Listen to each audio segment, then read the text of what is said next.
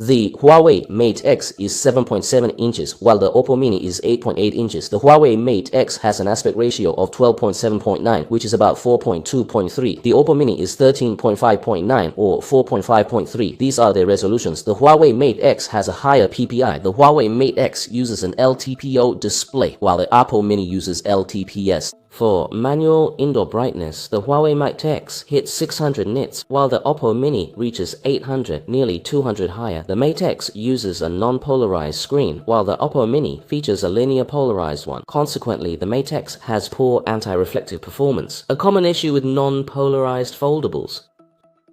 Regarding screen dimming, the Mate X utilizes 3 pulse at high brightness levels and 1440 Hz PWM when brightness is low. The OPPO Mini uses a DC-like method at high brightness and a 3840 Hz PWM frequency at low brightness. The Mate X switches from 3 pulse to 1440 Hz PWM at approximately 95 nits.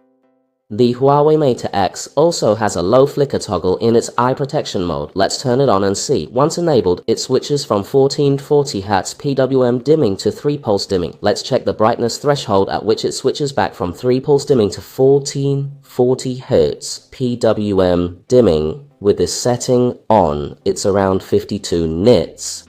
Let's take a look at the brightness threshold where the OPPO Mini switches from quasi-DC dimming to 3840 Hz PWM dimming. It's around 70 nits. First, let's compare their flicker performance at medium to high brightness by setting them both to 436 nits. As you can see, the Huawei Mate X is showing flicker caused by a 360 Hz TFT reset, while the OPPO Mini shows flicker caused by a 60 Hz or 120 Hz TFT reset.